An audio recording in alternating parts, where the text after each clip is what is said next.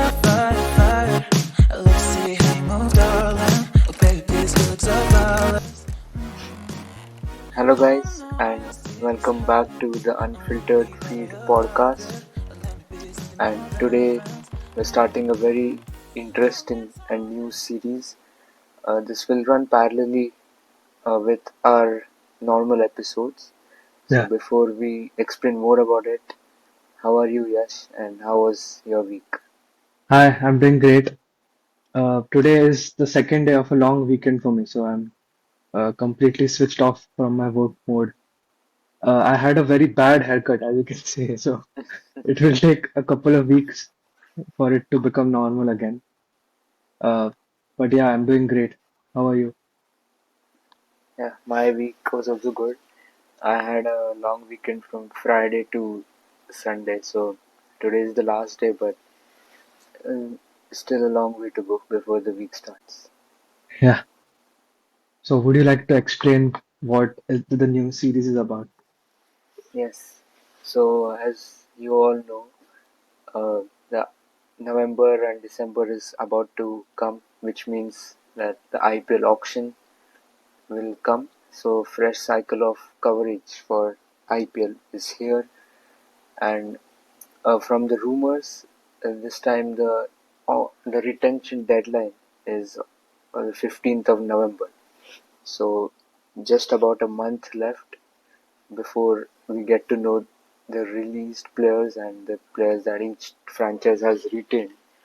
So we wanted to begin a series in which we cover each of the 10 teams and kind of review the potential releases and how that would help them in the auction. So that is what this series will be about.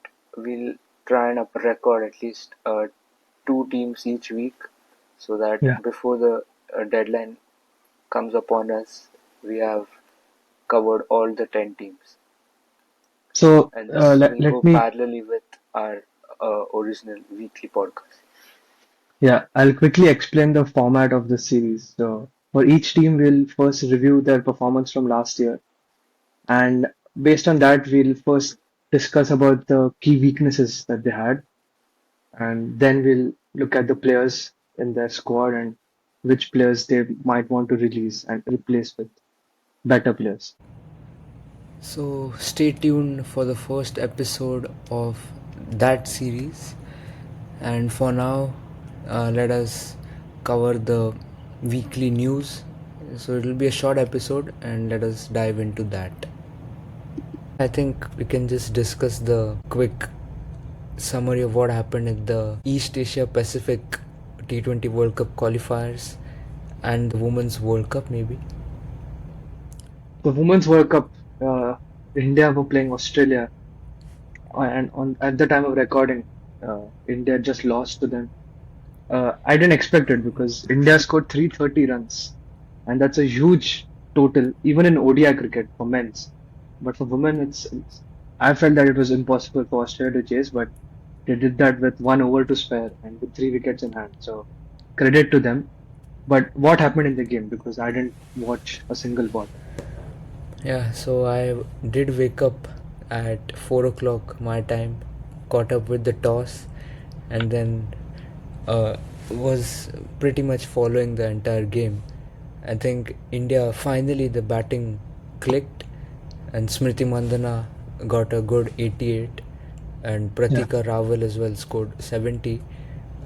And I think the batting was good. We were very proactive, which was something that was lacking in the previous games that I watched. A couple of wickets and we would just go into a shell. But this time I saw everyone had a strike rate greater than 100 except Pratika, so which was very good. And I think they just lost the plot towards the end because they thought that they should just keep hitting, so they didn't even finish the entire quota and were bowled out. But I honestly feel even if they had gotten 10 more runs, it wouldn't have made a difference because Australia would have planned it in a different way and chased it in the same time. That's what I feel. So a couple of stats actually were that this is the only the second time Australia has conceded more than 300 in an ODI. and the first was also done by India.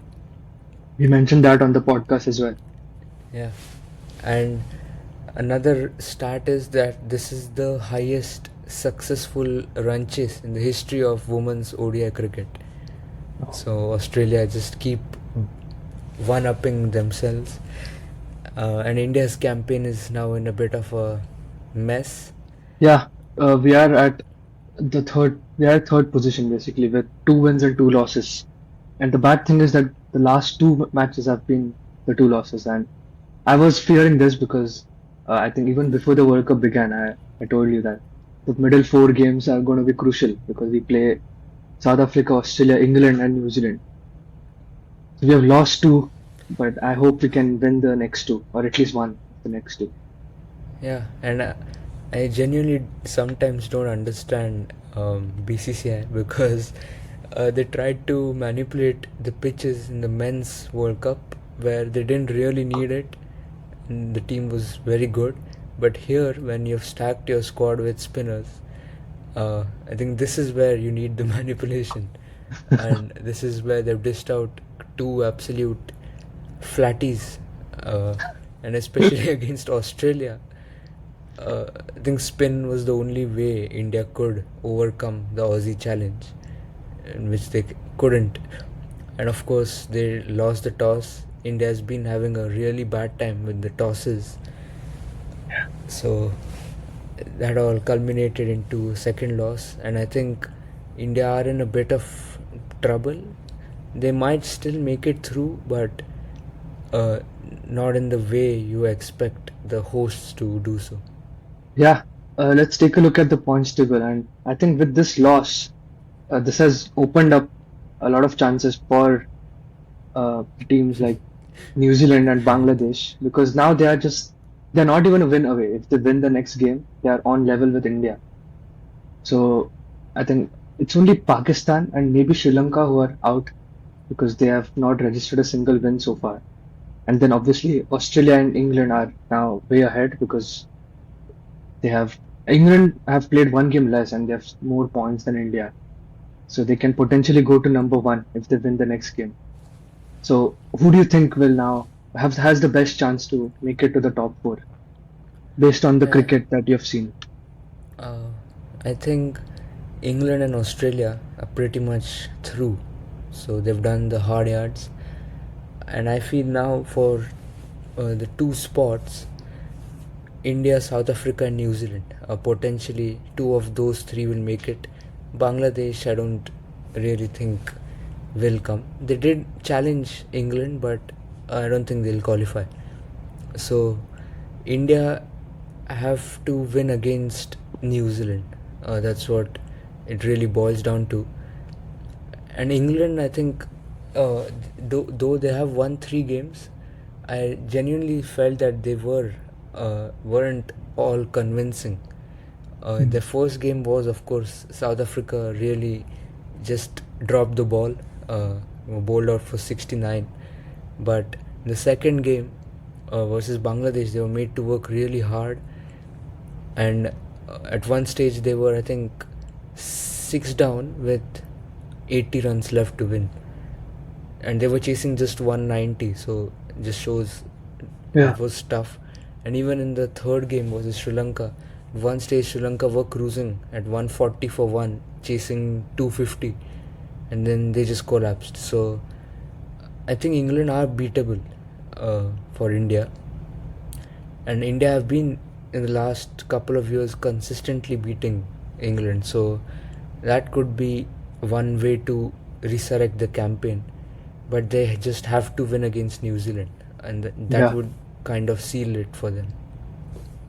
yeah. And if you look at South Africa as well, the next 3 games they play are against the bottom three. So they can, if they win all those three, they can book a spot for the semis.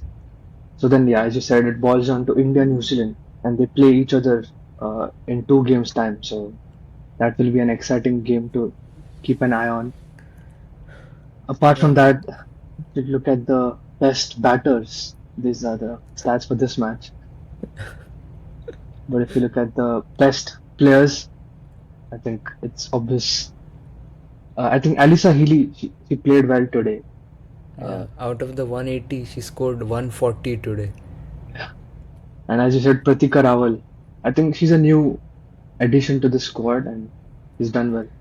Yeah, she replaced Shafali Verma, and while Shafali in every 10 games, 2 games she would win you single-handedly, the other 8 she would absolutely butcher a performance. So I think Pratika Rawal is a better addition because in 7 out of 10 games she delivers and gets you those 60 70 runs consistently, and that is what this batting order needed. So I think against the public opinion that Shafali should be here, I feel that Pratika is a good addition.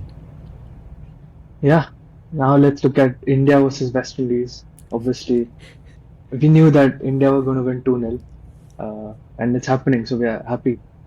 But I'm actually quite impressed with West Indies, the second innings, 173 for 2, and these two players especially.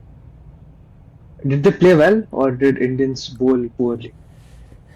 Yeah, I think they did play really well. John Campbell, especially, even in the first innings, he got out to a very unlucky way. He was caught by Sai Sudarshan. Uh, so he continued his form, and I think I don't really like the way India is playing their cricket. Asia Cup was still a bit understandable with all the political drama, but even here they just look like they are taking the sport for granted. Uh, they they did bowl 80 overs in the first innings, and then still decided to give the follow on, and even here Bumrah didn't even come to bowl for a very long time in the second innings, and Yeah, then so even in the field they all it didn't look like they were here to respect the sport, which is a bit sad if it's becoming a trend with the Indian cricket team. I won't like that. So I think, yeah, anyways they will win. West Indies is still trailing by 95. So how much ever they hit, I don't think they'll score another 300, 350 and then give a target to India. So, but I just lost interest in watching uh, the match midway through the series. First game was still understandable because West Indies were playing very badly, yeah. but over here, uh, just just turns it off for me. Uh, so I just stopped watching from yesterday. I did catch the highlights, but yeah. You don't have to worry. Just wait for a week and you'll see some of the best ODI cricket. Obviously, we have got a lot of scarred memories against Australia twice now in World Cup finals, but we can obviously take revenge. Yeah. Uh, another surprise for me was I saw this just now, but Pakistan at 313 for 5. That's quite impressive, and I'm quite curious to see who's playing well. And it's Imam ul Haq. He's back after quite a long, I think. Yeah, I did catch this game as well. uh, Babar Azam, there was a lot of hype and a lot of talk that he's been practicing in Saudi or somewhere. So Okay. he's playing after a very long time for Pakistan. He was dropped from the test team as well, if you know. Yeah. So he's back, and I think Rizwan and Salman, consistent performers in the test arena. So nothing has really changed for them. Shan Masood has also been performing, but I think this is the first test since the Lahore stadium was renovated. So that's why the pitch is good. I think South Africa will have a upper hand with their batting, because if Pakistan are scoring at 3.5, I think South Africa with Markram, Stubbs, Rickelton and Brevis in the team can easily score at 5 and over and control the game. Yeah, but you also have to give credit to Pakistan because the way their cricket has been going, I think this performance was quite surprising, and I have to give them credit, especially Imamul Haq and Shan Masood. There was a lot of pressure on them, and even players like Salman Agha or Rizwan especially, who is out of the limited overs squad.